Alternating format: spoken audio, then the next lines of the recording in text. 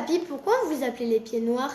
On a appelé les pieds noirs les personnes qui vivaient en Algérie durant la colonisation française de 1830 à 1962, date de l'indépendance de l'Algérie. Il faut savoir qu'avant la présence française, les Ottomans, c'est-à-dire les Turcs, ont occupé et dirigé ce territoire pendant plus de 3 siècles.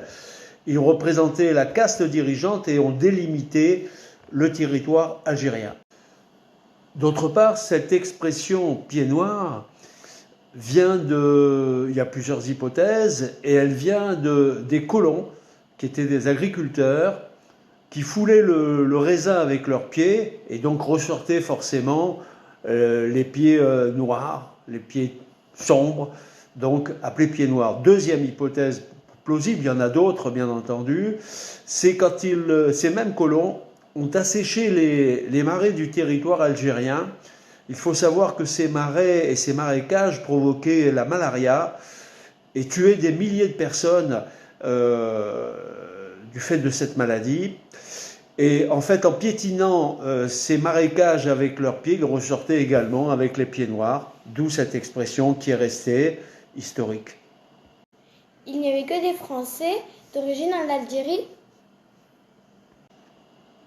En Algérie, il n'y avait pas que des Français. La colonisation a favorisé l'apport massif de populations venant d'Italie, d'Espagne, de France, bien sûr.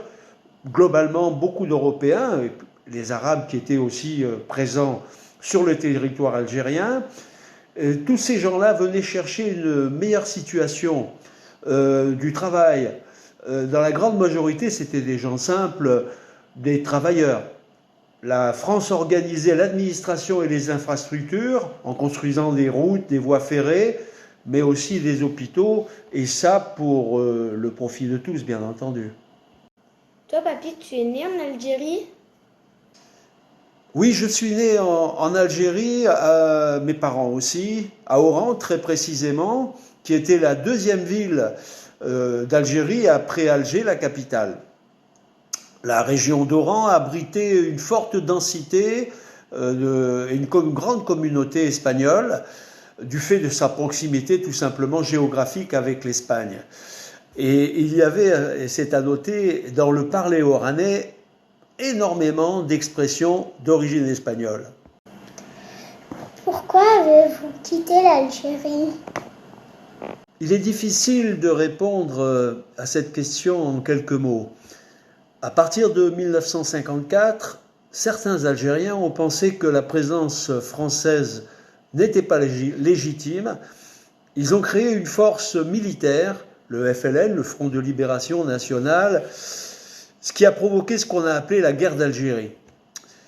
Il y a eu des combats, des attentats, des crimes qui touchaient non seulement les militaires français et algériens, mais aussi les populations civiles. De nombreuses exactions ont été perpétrées des deux côtés.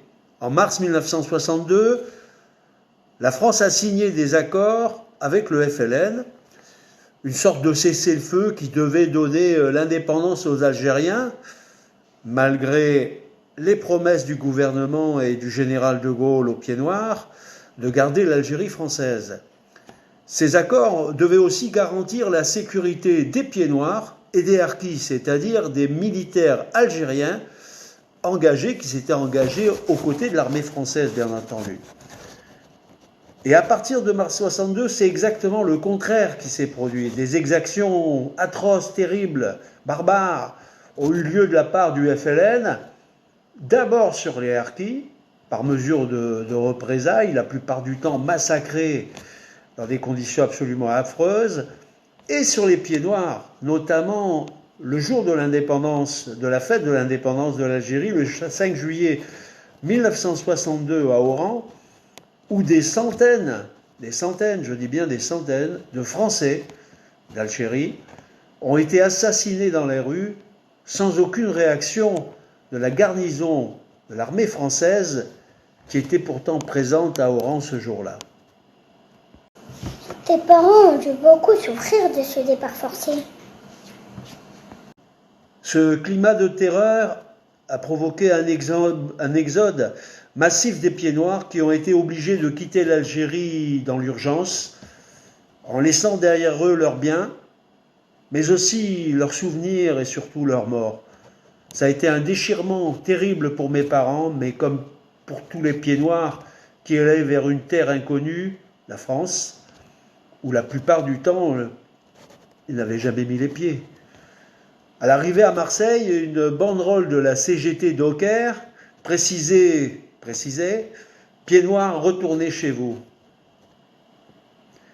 Alors que les mêmes avaient voté quelques jours plus tôt pour l'indépendance de l'Algérie, les pieds noirs devenaient définitivement, là, ce jour-là, des déracinés. Es-tu retourné en Algérie à Oran? Il y a 3 ans maintenant, je suis retourné à Oran. J'ai retrouvé les lieux de mon enfance et une population accueillante, je dirais même presque fraternelle, même nostalgique des années passées pour les plus anciens. Bien entendu, ce qui a été prodigué par les politiques en place, toujours les mêmes depuis l'indépendance, est toujours à la charge de la France.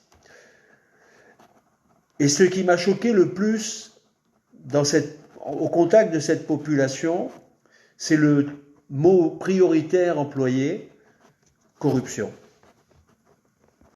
Quelle conclusion tu tirerais aujourd'hui de cette histoire? En guise de conclusion, je pense qu'il y a 2 principales victimes dans cette guerre. Les pieds noirs d'abord, bien sûr, qui ont subi cette indépendance sans jamais la vouloir, auquel on a promis sans jamais tenir et que l'on a trahi comme les harkis, les transformant en déracinés à vie. Éternellement nostalgiques d'un art de vivre, d'une culture et de leur appartenance à cette terre qu'ils chérissaient. Deuxième victime, pour moi, le peuple algérien, qui lui aussi a été trahi par des militaires et des politiques qui n'ont eu de cesse de garder le pouvoir en maintenant la population sous un régime quasi dictatorial et transformant une terre riche et prospère en un pays exsangue. Population, aujourd'hui, dont l'espoir réside désormais à quitter l'Algérie pour se rendre en France. Je crois que tout est dit.